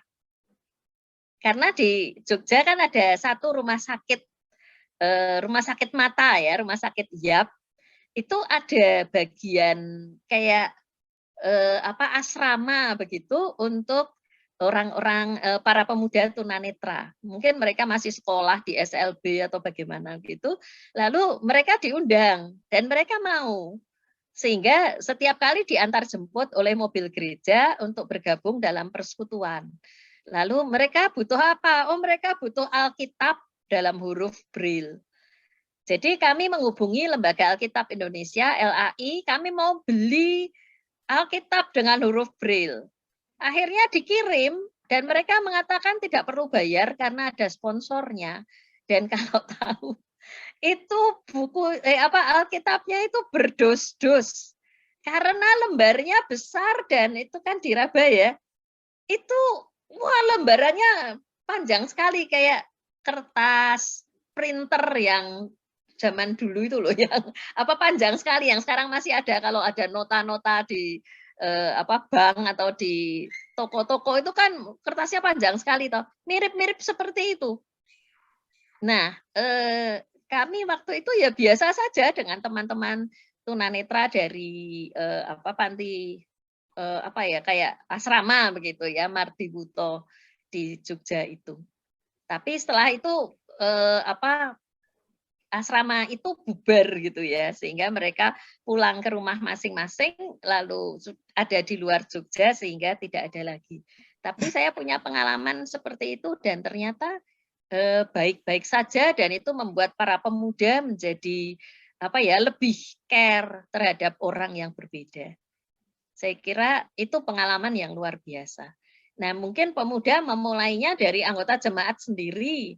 Apakah ada yang belum terlibat di dalam Komisi Pemuda, padahal mereka usianya pemuda karena ada disabilitas tertentu. Nah, undanglah mereka, berilah akses untuk mereka sehingga mereka dapat ikut ambil bagian dan berpartisipasi secara penuh. Kalau ternyata merasa tidak ada gitu ya, tidak ada, ini benar tidak ada atau tidak diketahui. Kalau tanya kepada majelis juga belum tentu ada jawaban, majelis kan ganti-ganti gitu ya. Tanya ke kantor gereja apakah ada data itu mungkin juga tidak. Jadi yang bisa dilakukan ya tanya secara lisan, mungkin per wilayah ya, tanya di perwilayahan. Kalau GKI Dipo ada juga toh wilayah-wilayah ya. Ya Bu, sektor Bu. Nah, sektor ya betul, sektor tanya pada koordinator sektornya yang disuruh bertanya kepada anggota jemaat di sektornya masing-masing. Supaya nanti bisa didapat data dari sektor-sektor itu. Itu bisa dilakukan. Dulu saya pernah membimbing skripsi seorang mahasiswa dari GKP, Gereja Kristen Pasundan, yang tidak ada datanya sama sekali. Ketika dia tanya kepada pendeta, pendetanya baru saja datang karena mutasi ya. Lalu pendeta itu malah mengatakan pada mahasiswa ini, kamu saja yang cari informasi. Nanti kami majelis yang memanfaatkan informasinya. Jadi dia dikerjain. Ya. Mahasiswa itu mencari tahu yaitu lewat sektor itu ya, lewat wilayah sektor. Akhirnya didapat data-datanya. Dan dari situ gereja itu berkembang dalam rangka penerimaan terhadap penyandang disabilitas sehingga akhirnya menjadi sesuatu yang wajar.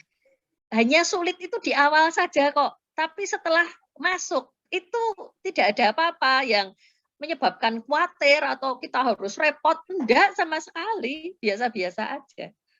Dan akhirnya itu menular ya, banyak GKP jemaat tempatnya itu sudah menginklusi penyandang disabilitas. Baru akhirnya sinode GKP kemudian memutuskan supaya itu masuk di dalam ajaran gereja atau apa begitu atau tata gereja begitu. Jadi mereka mengubah tata gereja karena realitanya banyak jemaat yang sudah menginklusi penyandang disabilitas. Nah, itu contoh yang sangat bagus dari GKP bagaimana mereka melakukannya, yaitu dari yang tidak ada dijadikan ada dulu. Tanyanya kepada koordinator sektor supaya mereka mencari informasi. Mereka kan lebih tahu tentang anggota jemaat karena dekat dengan tempat tinggalnya. Ya, baik Bu Tabita. Ini juga ini bisa jadi ide buat teman-teman pemuda ya. Ini ada Jensen Bu. Jensen silakan. Silakan. Iya, thank you Bu Tabita sudah bantu kita lagi di GKI Dipo. Iya, sama-sama. Ya, saya mau tanya, mungkin tanya juga sekalian bawa diskusi ya, Bu Tabita. Jadi saya akan tunjukkan ke Bu Tabita, tapi teman-teman kalau ada pengalaman yang mirip silahkan ceritakan, nggak apa-apa. Karena pertanyaan saya lebih kayak case study. Jadi adakah melihat hal seperti itu sebelumnya? Karena saya percaya lebih relevan pertanyaan saya kalau dibahas secara case study daripada pertanyaan teoritas gitu ya. Pertanyaan saya gini. Jensen minta. Sorry. Jensen bisa on cam enggak ya? Karena mau di spotlight ini sama teman-teman. Waduh. Malu ya? Enggak, tanya aja sih. Ya. Oke, thank you Jensen. Jadi gini, pertanyaan saya mengenai self-fulfilling prophecy untuk kita pendampingan kepada orang-orang yang mengalami tadi apa namanya Bu? Sudah disabilitas atau ya mengalami itu atau apa ya itu. Nah, karena di satu sisi kita kan dengar cerita-ceritanya teman-teman yang bilang kalau kita misalnya menganggap dia sebagai seorang disable, dia nggak bisa, action kita akan membuat orang itu lama-lama jadi benar-benar nggak bisa. Nah, di sisi lain, jadi kalau misalnya kita percaya, cerita-ceritanya, kami percaya kok anak kami sebenarnya nggak disable, lama-lama dia bisa gitu loh. Nah, di lain sisi tadi kan satu approach yang Bu Tabita offer ke kita itu untuk menerima keadaan mereka. Oh, Kak, ya anak kami ini memang punya kekurangan atau ya ada kelebihan juga dan lain-lain. Accept it as what it is gitu kan. Nah, makanya saya mau tahu lebih kayak daripada yang mana yang benar, tapi case study di mana itu terjadi gitu loh, dan outcome-nya seperti apa. Jadi mungkin teman-teman juga nggak apa-apa kalau misalnya kalian punya saudara, keluarga kalian punya seseorang yang dirawat seperti itu, approach kalian seperti apa? Atau saya akan mulai dari tanyanya ke Bu Tabita, tapi kalau teman-teman ada silakan raise-kan dan tanya. Ya, oke. Itu aja. Thank you, Bu Tabita. Terima kasih. Jadi ada dua sisi ya. Satu sisi seorang penyandang disabilitas itu tetap harus berlatih gitu ya. Tetap harus melakukan upaya-upaya untuk menguatkan diri itu iya. Jadi misalnya anak lahir dengan Down syndrome. Wah, itu mulai dari umur belum 1 tahun dia sudah harus fisioterapi supaya bisa nanti berjalan dan sebagainya. Anak-anak lain mungkin umur 1 tahun sudah pada berjalan. Anak dengan Down syndrome mungkin umur 3 tahun baru berjalan, baru bisa berjalan gitu ya. Jadi serba terlambat semuanya secara fisik dan juga secara intelektual. Jadi itu berarti dia tetap harus berlatih, bukan lalu ya sudah diterima lahir sebagai dengan Down syndrome ya udahlah dibiarin aja, bukan begitu. Jadi harus dilatih fisioterapi, itu orang tuanya hebat sekali deh. Setiap hari terapi, latihan terus menerus, dan semakin dini itu ditangani, semakin cepat dia mengikuti perkembangan.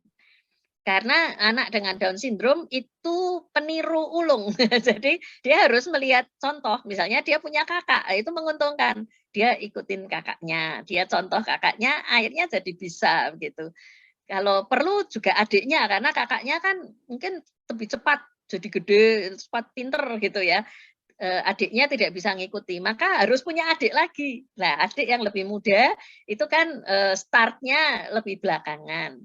Lalu kakak yang di tengah-tengah yang dengan Down syndrome itu nanti lama-lama akan mencontoh adiknya. Seperti itu. Dan saya melihat beberapa anak dengan Down syndrome tidak ada masalah tuh. Dia bisa mengikuti semuanya. Karena dari kecil diterapi dan disosialisasikan ketemu dengan banyak orang. Tidak pernah disembunyikan, orang tuanya tidak pernah merasa malu.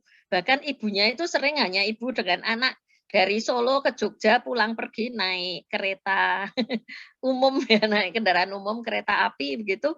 Ya biasa aja, enggak perlu ada rasa malu dan sebagainya. Dan ternyata orang-orang juga menerima anak itu dengan baik, wong anak itu juga baik-baik saja. Saya juga senang dengan anak itu. Jadi enggak ada masalah, tapi ya dilatih itu penting gitu ya. Kayak saya disabilitas fisik loh, saya juga harus latihan tiap hari. Kalau tidak latihan, ya spasmenya tambah parah, misalnya seperti itu. Tapi jadi di satu sisi dia juga harus berlatih untuk meningkatkan diri, untuk menjaga kesehatan, menguatkan dan sebagainya. Tapi di lain pihak, ya terimalah dia apa adanya. Jadi kalau seperti saya, walaupun saya sudah latihan setiap hari gitu ya, tapi saya tetap tidak bisa membawa barang yang berat. Karena skoliosis itu kiri kanan berbeda, pasti jadi masalah. Jadi saya itu maintenance setiap hari latihan itu untuk menjaga supaya jangan lebih parah. Tapi saya tetap tidak bisa dituntut latihan untuk membawa barang berat. Itu tidak bisa memang. Itu disabilitas saya. Jadi ya orang menerima saya apa adanya gitu ya. Di satu pihak saya berusaha untuk ini, tapi kalau enggak bisa ya sudah, yang enggak bisa itu yang diterima apa adanya. Jangan dituntut harus sama seperti orang lain. Jadi kalau misalnya ada acara keluar gitu ya, saya kayak Doro aja. Tidak ikut gotong-gotong. Kalau saya ikut membawa sesuatu mesti ada orang bilang, "Weh, jangan." Gitu ya. Nanti kalau sakit ngerepoti lebih lama. Jadi itu terima apa adanya karena memang tidak akan mampu. Tapi yang lain itu harus juga ada usaha. Nah, itu pertanyaan yang bagus ya, karena kadang-kadang saya bertanya-tanya kalau itu adalah disabilitas mental. Mungkin Lady bisa menjelaskan lebih jauh ya. Kan ada yang bisa diobati, bisa dikurangi, bisa dilatih gitu ya. beberapa disorder itu. Bahkan skizofrenia juga ada obatnya ya, sehingga orangnya terkendali. Kalau ada paham, dia harus apa gitu, tuh dia bisa dilatih misalnya begitu. Sehingga dia bisa berfungsi dengan maksimal. Tapi apa ya, jadi di satu pihak kita harus menerima apa adanya, tapi kalau ini ternyata bisa dikurangi, bukankah kita perlu juga mengupayakan yang bisa dikurangi itu. Jadi keseimbangan antara mana yang harus diterima apa adanya dengan mana yang kita harus mengupayakan sesuatu itu betul-betul harus seimbang gitu ya. Supaya kita jangan berat sebelah hanya menerima saja lalu tidak melakukan upaya apa-apa, tapi juga jangan dipaksakan dengan upaya itu dia pasti jadi sembuh, itu tidak. Karena saya mengenal ya seorang dosen tapi bukan di Jogja, di kota lain, itu memang ada kayak orang gampang stres, saya enggak tahu persisnya namanya apa gitu ya. Kalau itu sedang muncul gitu ya, dia menyendiri, sulit dihubungi, dan pernah dia beberapa kali itu ingin bunuh diri yang seperti itu gitu ya. Saya enggak tahu nama persisnya apa. Nah, apakah itu bisa diobati sehingga dia bisa lebih baik lagi keadaannya atau harus diterima apa adanya? Itu dilematis gitu ya. Jadi saya enggak tahu karena itu psikolog yang lebih tahu. Tapi kadang-kadang saya pikir kalau dia lalu mengatakan ini disabilitas saya, terimalah saya apa adanya, apakah itu titik yang memang begitu? Ataukah sebetulnya masih ada upaya yang bisa dilakukan untuk mengurangi? Itu saya tidak tahu. Kalau disabilitas mental itu psikolog yang tahu. Semuanya memang butuh itu, Bu. Seperti Bu Tabita tadi bilang, proses juga ya. Proses dan juga kita harus ada yang tadi katanya harus ada latihan-latihan, termasuk ketika kita misalnya mengalami beberapa gangguan, misalnya gangguan kecemasan atau selama kalau kita tidak seperti penerapan PR yang diterapkan ya itu akan terus gitu. Jadi semuanya tuh ya butuh latihan tadi gitu, dan juga penerimaan akhirnya gini, oke, saya ternyata mengalami gangguan kecemasan, tapi aku bisa meminimalkan gitu kan. Nah, jadi ya kita harus seperti aku harus meminimalkan ini. Termasuk juga ketika misalnya yang tadi misalnya ada orang tua, orang tuanya ini yang harus anakmu seperti ini, aku menerimanya seperti ini, tapi apa yang aku upayakan ya, aku harus berlatih, aku harus terapi dan sebagainya. Gitu. Itu sih kalau dari saya. Teman-teman yang lain, apakah ada? Thank you, Bu Tabita dan Kak Ledi. Kalau teman-teman lain ada juga nggak apa-apa. Ini kan case tadi ya. Jadi semakin banyak semakin baik. Semuanya butuh ini ya Bu, artinya support system ya Bu ya. Betul. Support systemnya harus bagus. Ketika kita ini sebagai teman-teman di KP-nya, di pemudanya, kita sudah mensupport, ayo ikut ya begini, tapi ternyata yang di dalam tidak mendukung ya, kita sudah sampai kelelahan ini, ya sudah. Biasanya itu yang jadi masalah bukan penyandang disabilitasnya, tapi orang-orang lain tuh loh. Iya, circle terdekatnya. Ini di sini juga ada beberapa teman-teman penatua Bu. Nah mungkin teman-teman siapa ini? Kak Ami ada, Kak Ami, Kak Esther.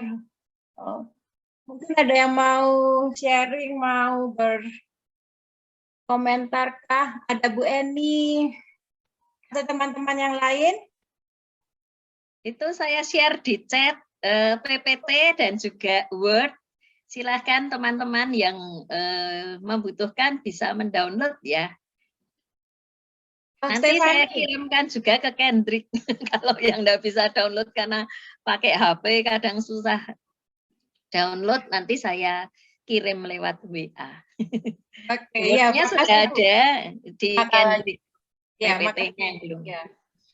Ada Stefani, Bu. Silakan. Silakan Stefani. Ya, terima kasih Bu Tabita, Kak Ledi kesempatannya untuk bertanya. Saya ingin bertanya, gimana sih cara kita sebagai teman-teman pemuda gereja untuk bisa mengencourage pemuda-pemuda dengan disabilitas untuk fokus pada talenta yang mereka punya gitu. Jadi nggak melulu karena keterbatasan mereka.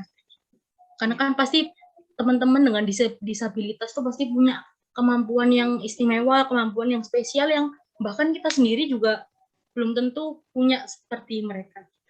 Terima kasih, Bu. Ya, sama-sama Stefani. Jadi setiap orang termasuk penyandang disabilitas kan harus tahu kelebihan dan kekurangan masing-masing gitu ya. Kekurangan atau ketidakbisaan itu membuat kita sadar diri. Kayak saya enggak bisa nyanyi, jangan maksa nyanyi. Kasihan orang lain yang mendengar. Nah, itu kelemahan saya. Tapi saya punya kelebihan. Jadi saya harus fokus ke kelebihan itu untuk saya kembangkan. Nah, apa yang bisa dilakukan oleh gereja, oleh pemuda, persekutuan pemuda adalah memberikan kesempatan kepada setiap orang, termasuk penyandang disabilitas, untuk terlibat di dalamnya. Jadi ditanya ya, apa yang bisa dia lakukan, apa yang menjadi kelebihan dan kemampuannya, itu yang dimanfaatkan dengan baik. Jadi misalnya, oh dia bisa bagian multimedia, ya sudah dia dijadwal bagian dari multimedia. Oh dia punya kemampuan apa gitu ya, diberikan sesuai kesempatan sesuai dengan kemampuannya. Dan biasanya kalau diberikan kesempatan seperti itu, penyandang disabilitas juga bisa menyesuaikan diri begitu. Semakin dini seorang penyandang disabilitas, terutama yang intelektual atau mental terlibat di dalam persekutuan, itu semakin cepat menyesuaikan diri. Saya dulu lihat ada anak dengan autisme ya, sekolah minggu dari kecil, dari balita dia sudah ikut sekolah minggu. Tapi sempat umur saya enggak ingat, dia mau SD kayaknya itu ya. Itu sering tantrum kalau di sekolah minggu. Tapi dengan dengan pendekatan-pendekatan dan cara-cara yang bisa dilakukan oleh keluarganya, akhirnya anak itu bisa sudah bisa mengendalikan diri. Jadi mungkin ada beberapa saat itu dia agak lost kendali, tapi sesudah itu dia bisa menyesuaikan diri dengan baik. Sampai sekarang dia sudah kuliah dan diberi dia sering dimasukkan anggota seksi ibadah. Dan kalau diberi tanggung jawab, dia lakukan itu dengan detail, dengan sungguh-sungguh. Kemudian kadang-kadang dia jadi WL juga dengan kata-kata kadang-kadang agak tergagap gitu, tapi teman-temannya tidak ada yang menertawakan, tidak ada yang menghina, ya diterima saja karena dari kecil kan mereka sudah bersama-sama. Jadi makin dini diajak di dalamnya itu makin baik. Apalagi balita itu belum menghakimi gitu ya. Yang biasa menghakimi orang tuanya. Takut kalau anaknya sekelas dengan anak dengan autisme gitu di sekolah atau di sekolah minggu, takut. Gimana sih orang tuanya itu yang harus dididik ya, orang tua temannya itu harus dididik supaya tidak takut begitu. Karena makin dini makin baik. Jadi penyesuaian dirinya itu ketika mereka belum pakai kategori macam-macam, ketika mereka belum dibentuk oleh konstruksi sosial, ketika mereka masih polos, itu mereka sudah bergaul dan tidak membeda-bedakan. Sehingga ketika berjalannya waktu, mereka tahu, oh dia penyandang disabilitas. Tapi ya biasa-biasa aja selama ini juga tidak ada masalah. Jadi lama-lama ya biasa saja. Dan kalau sebagian besar di kelasnya itu menerima dia apa adanya, sudah bertahun-tahun. Kalau ada anak baru masuk, ya anak baru itu yang menyesuaikan diri dengan keadaan yang sudah ada. Kelasnya memang ada seorang anak dengan autisme, biasa-biasa aja dia yang anak baru yang harus menyesuaikan diri karena anak-anak lama sudah terbiasa dan tidak ada masalah. Jadi proses sosialisasi itu penting. Jadi disesuaikan saja dengan kemampuan dari masing-masing.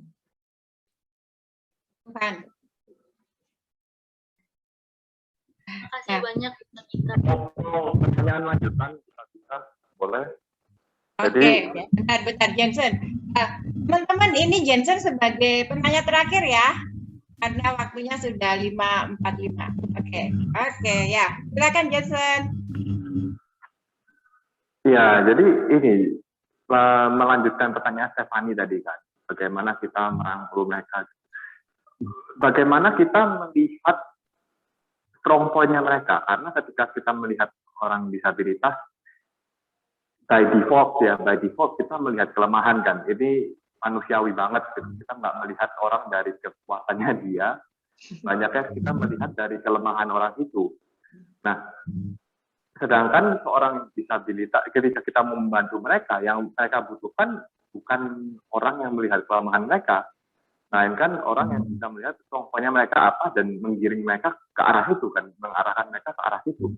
Nah, saya nggak tahu apakah kita bisa punya contoh case study atau ada teori yang bisa membantu, karena kalau jawaban yang saya sudah dapat biasanya itu lebih kayak oh ya emang ya seperti itu, kita kemukakan dia punya kemampuan dan segala macam, tapi di kenyataannya sangat sulit ketika dihadapkan dengan orang yang langsung, dan kita melihatnya kan secara stereotip lah ya, orang disabilitas atau orang yang mempunyai kekurangan, oh ya kelemahan, oh itu ya kurang.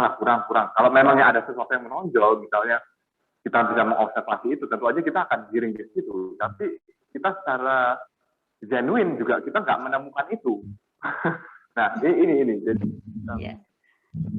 Ya kalau secara teoritis ya, mungkin karena kita itu terlalu penuh kebiasaan dengan problem solving. Jadi kalau melihat segala sesuatu tuh problemnya apa gitu ya. Orang pun dilihat dari problemnya, dilihat dari kelemahannya. Ditambah kita ini gereja aliran Calvinis.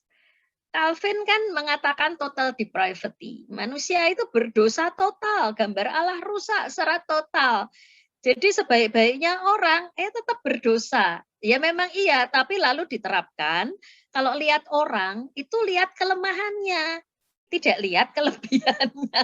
Itu persoalannya. Karena problem solving kita ingin mengatasi, menyelesaikan semua masalah, kita ingin memfixkan hal-hal yang kita anggap ini kurang.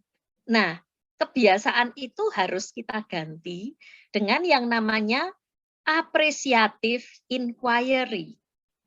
Kita itu menghargai kelebihan hal-hal yang dapat kita hargai, yang dapat kita ucapkan terima kasih, selamat dan sebagainya. Sekecil apapun kita belajar untuk apresiatif terhadap orang lain.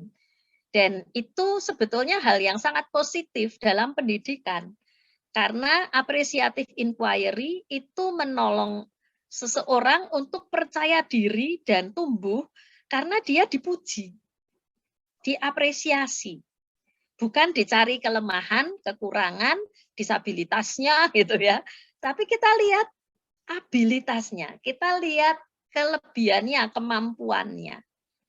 Jadi entah penyandang disabilitas, entah bukan, apresiatif inquiry itu sangat dibutuhkan. Misalnya anak ulangan, soalnya 10, dia salah 3, betul 7. Yang dilihat salah 3-nya atau betul 7-nya. Sering orang tua kan kok salah 3. Tidak kan? Kamu anak Surabaya kok salah 3.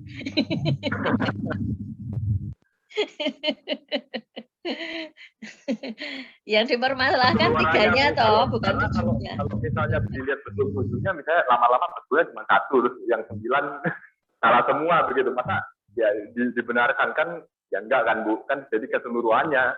Jadi kalau misalnya total 10 ya berapa yang benar kan? Jadi harus dikatakan, wah kamu sudah betul 7. Nah bagaimana lain kali kamu bisa betul 8? Bisa enggak terima tantangan? Misalnya begitu, tapi diapresiasi dulu 7-nya. biasanya dimarahin, kenapa salah 3? Itu tidak Harusnya apresiasi. salah 1. Temanmu salah 1, kenapa kamu salah 3? Padahal kamu anak Surabaya, bukan anak Salatiga. Kita harus belajar untuk melihat dari sudut pandang lain gitu ya Bu ya. Persepsi kita harus, ini butuh latihan lagi sih. bukan hal yang mudah, karena ya itu tadi banyak faktor yang mempengaruhi tadi. Kita yang sudah hidup kita sudah hidup puluhan tahun dengan tradisi seperti ini misalnya kayak gitu. Nah, itu kitanya harus benar-benar yang belajar gimana ya, lihat sudut pandang dari yang lain, persepsi yang lain, dan yang seperti Bu Tabita bilang, kita harus cari yang positifnya. Gitu. Kita apresiasi gitu. Dan sekali lagi teman-teman, ini butuh waktu, butuh proses, bukan semudah kita membalikkan tangan, butuh diri kita sendiri buat latihan gitu ya Bu ya. Ya, betul. Gitu. Nah, Bu Tabita, ini waktunya sudah habis dari teman-teman KP. Terima kasih banyak atas pemaparan materinya, memberikan kita pandangan baru. Tadi saya highlight beberapa yang dari Pendeta Tabita paparkan. Ada beberapa yang harus kita punyai, harus kita rubah, yaitu kita menjadi anak-anak KP yang inklusif, kita menjadi anak-anak yang ramah tamah, kita yang mau menerima dan menghargai perbedaan dari teman-teman kita dapat memperjuangkan juga derajat dan hak dari setiap orang, termasuk kita yang disabilitas tadi.